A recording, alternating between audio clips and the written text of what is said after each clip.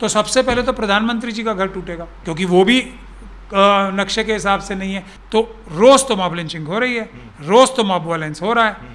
वो सब लोग इसमें अपराधी तो साफ तौर पे नजर आ रहे होते हैं। इन सारे मुख्यमंत्रियों के खिलाफ एफआईआर दर्ज करा के कोर्ट की निगरानी में इनको 6 महीने या 3 महीने के अंदर मुकदमा दायर करा के इनके पर्सनल एसेट से वो सारे घर बनवाओ, इनको जेल भिजवाओ। तब मेरी समझ में आती दिशा निर्देश अपराध करने का कौन सा होना है। देश के कई राज्यों में त्वरित न्याय के नाम पर बुलडोजर चलता है। इसको लेकर सुप्रीम कोर्ट ने सोमवार को सख्त टिप्पणी की है। उसको लेकर देश में एक आशा की उम्मीद जगी है कि अब जो है बुलडोजर न्याय नहीं करेगा। त्वरित न्याय के नाम पर आरोपियों के घर जो ढहाए जा रहे हैं उसको लेकर कड़ा ऐतराज जताया है सुप्रीम कोर्ट ने। हमारे साथ हैं सुप्रीम कोर्ट के वकील महमूद प्राचा साहब। सर, क्या कहना चाहेंगे जिस तरह से सुप्रीम कोर्ट ने सख्त दिशा निर्देश दिए हैं कि किसी भी अभियुक्त का घर ढहाया नहीं जाएगा, हम उसके लिए दिशा निर्देश तय करेंगे। निर्देश दिए ऐसा मुझे पता नहीं है। अगर निर्देश दे देते तो मैं इस जजमेंट की बहुत अभी दिशा निर्देश नहीं दिए हैं कि अगर किसी का घर ढहाया जाना तो उसके लिए सुप्रीम कोर्ट जो दिशा निर्देश करेगा। 17 सितंबर को फिर से सुनवाई होनी है, तो यही बात है। अच्छा, अभी सुप्रीम कोर्ट ने यह कहा है, अभी हम और देखेंगे कितने घर और टूटते हैं, उसके बाद हम दिशा निर्देश करेंगे। क्योंकि जो 1 लाख से ज़्यादा जो घर तोड़े जा चुके हैं वो शायद इस पर रोक लगाने के लिए अभी भी माननीय उच्चतम न्यायालय ने इसको वो नहीं समझा है लायक कि ये अभी स्थिति ऐसी हो गई है। लेकिन मेरा मानना इसमें कुछ और है। मैं बार बार लोगों को मना करता हूँ और सुप्रीम कोर्ट भी बार बार मना करती है कि हमारे पास सीधा मत आया करो, यानी कि सुप्रीम कोर्ट में सीधा केस नहीं डालना चाहिए। सुप्रीम कोर्ट से पहले अदालतें बहुत हैं, डिस्ट्रिक्ट कोर्ट है, हाई कोर्ट है, उसके बाद सुप्रीम कोर्ट आता है। तो जो लोग सीधा सीधा सुप्रीम कोर्ट जाते हैं वो मेरे ख्याल से किसी भी जो मुद्दा होता है उसका नुकसान ही करते हैं, अनलेस के बहुत ज़्यादा कुछ सबूत उनके पास ऐसे ना हो जिसको वो अपना केस 100% प्रूव कर सके। और तब भी ये संभावना बहुत ही कम होती है कि सुप्रीम कोर्ट से कोई एक ऐसा ऑर्डर मिल जाए जिससे कोई लाभ हो, जिससे कोई राहत मिले ऐसे कामों के लिए। एक जहां और उसके बाद जब सुप्रीम कोर्ट जजमेंट पास भी कर देती है तो दूसरा चैलेंज ये होता है कि उन जजमेंट्स पे अमल करने वाला कोई नहीं होता, क्योंकि सुप्रीम कोर्ट कंटेम्प्ट तो करती नहीं है किसी बड़े के ऊपर, ऐसा मैंने देखा नहीं। तो उसकी वजह से लोग सुप्रीम कोर्ट के रिटर्न ऑर्डर्स के ऊपर भी ध्यान देना आजकल बहुत कम कर दिए हैं। क्योंकि मॉब लिंचिंग के बारे में तो बहुत पहले से, मतलब 2013, 14, 15 से गाइडलाइंस हैं तहसीन पुला वाला वाले केस में। तो रोज़ तो मॉब लिंचिंग हो रही है, रोज़ तो मॉब वायलेंस हो रहा है, लेकिन उसके ऊपर तो कोई फ़र्क ही नहीं पड़ा।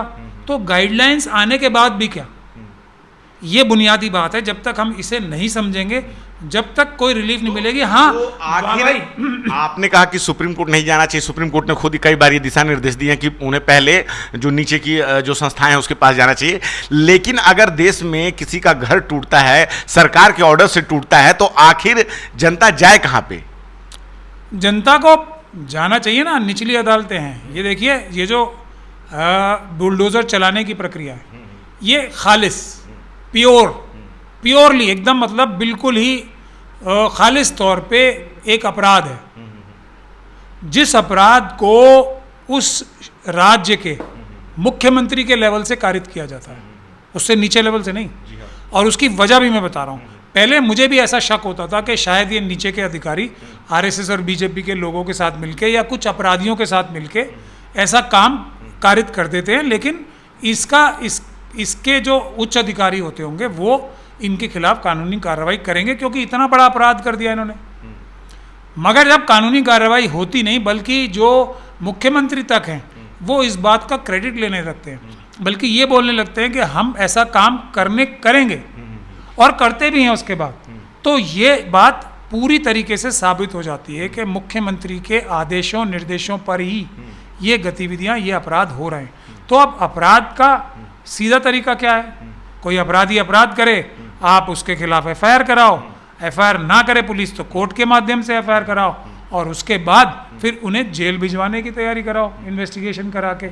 यही तो है सबूत। तो इन केसेस में सारे स्वयं ही उपलब्ध होते हैं, मुख्यमंत्री जी का बयान भी होता है और नीचे के अधिकारियों के भी विभिन्न बयान भी होते हैं, और वीडियो तो वो खुद ही बना के खुद ही रिलीज़ करते हैं। और उनके जो गैंग मेंबर्स होते हैं सोशल मीडिया पे, वो उनकी तारीफ़ों के पुल कितने बांधते हैं, वो सब लोग इसमें अपराधी तो साफ तौर पे नज़र आ रहे होते हैं। तो उनके खिलाफ कानूनी कार्रवाई करा के उनको जेल भिजवाने का काम होगा शुरू। तो फिर जो ये अधिकारी हैं वो किसी मुख्यमंत्री या प्रधानमंत्री साहब की भी बात नहीं मानेंगे कि हम अपराध नहीं करेंगे, क्योंकि हम तो जेल चले जाएंगे। और उसकी भी बड़ी बात, उससे भी बड़ा काम ये करना चाहिए, जो ये बिल्डिंगें गिरती हैं, घर गिरते हैं या प्रॉपर्टी का नुकसान करते हैं अपराध करके ये अधिकारी, उनके पर्सनल प्रॉपर्टीज़ में से, उनके निजी जो एसेट्स होते हैं उसमें से उसकी भरपाई होनी चाहिए और पीड़ित परिवारों को कॉम्पनसेशन देना चाहिए। ये काम जो है मुश्किल से 2-3 महीने में पूरी तरीके से गधे के सर से सींग की तरह गायब हो जाएगा। ये सुप्रीम कोर्ट में जाने से मुझे नहीं लगता इसमें कोई भी लाभ होने वाला है। तो जिस तरह से जनता जो एक तरह से खुश है कि इस तरह का फैसला नहीं, टिप्पणी की सुप्रीम कोर्ट ने कि अगर किसी व्यक्ति का घर ढहाना भी है तो उसके लिए हम दिशा निर्देश तय करेंगे, तब उसके बाद कोई कार्रवाई होगी। किसी को भी जो है आप सिर्फ अभियुक्त होने के नाम पर उसका घर नहीं ढहा सकते। तो इससे लोगों के मन में एक उम्मीद जगी है कि कोर्ट ने सख्त ऐतराज जताया है, और आप कह रहे हैं कि इसमें कोई वैसी बात नहीं है, बल्कि उल्टा नुकसान होगा। कैसे नुकसान होगा? हम 2 स्टेप पीछे जा रहे हैं। कैसे हम पीछे जा रहे हैं? देखिए, ये भारत का संविधान है, इसमें कहीं बुलडोजर की कार्रवाई का जिक्र नहीं है। ये दूसरी कानून की किताबें हैं जो अभी नहीं आई है, इसमें बुलडोजर की कार्रवाई का कहीं जिक्र ही नहीं है ना।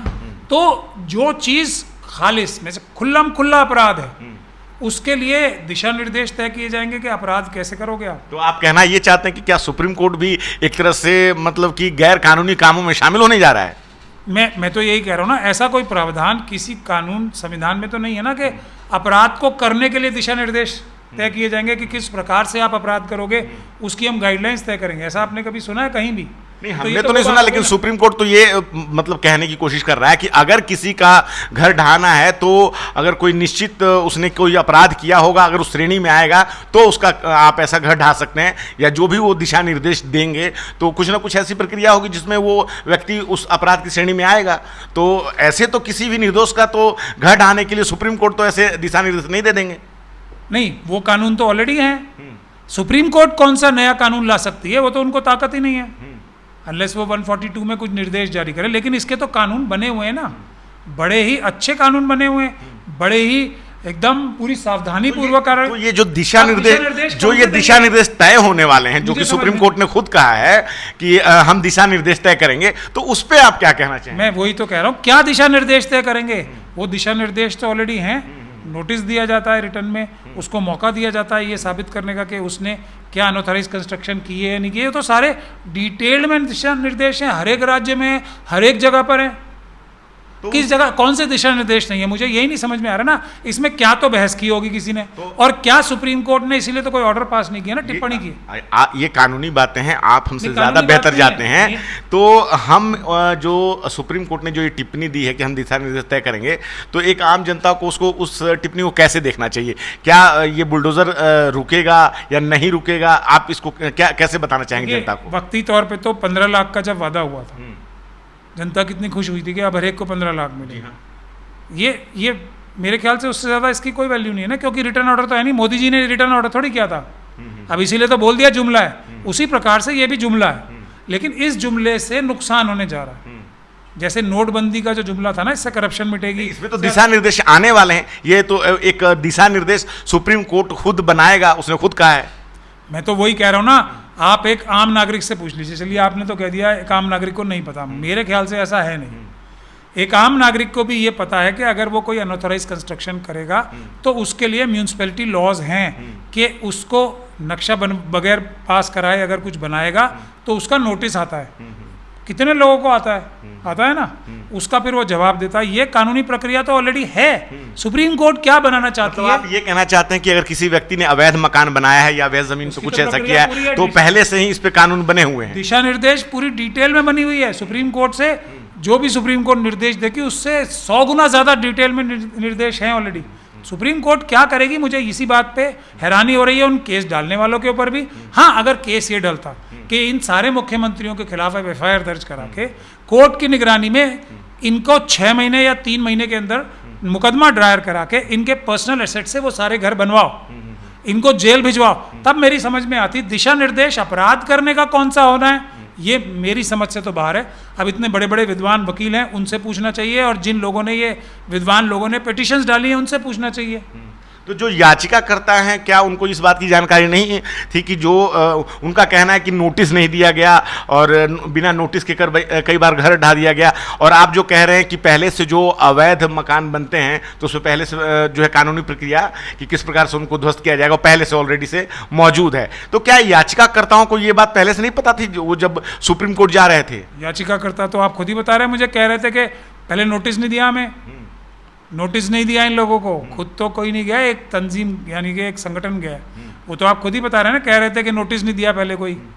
अब अगर कानून की प्रक्रिया के बाहर जाके कोई काम करता है, जैसे बैंक मैनेजर का एक एग्जांपल मैं देता हूँ बार बार, उसकी जिम्मेदारी है कि वो खड़ा होकर बैंक की रक्षा करे। अगर वो खुद ही चौकीदार को बोल के, ताला चाबी तो उसके पास होती है ना, बैंक में से पैसे निकाले सारे कैश और अपनी गाड़ी में रख के लेके चला जाए, तो उसको तो ताकत है ना बैंक में से पैसे निकालने की। लेकिन कानून को पालन करके पैसे निकाल सकता है। अगर वो कानून का पालन किए बगैर पैसे निकालता है तो वो डकैती होती है ना, चोरी होती है।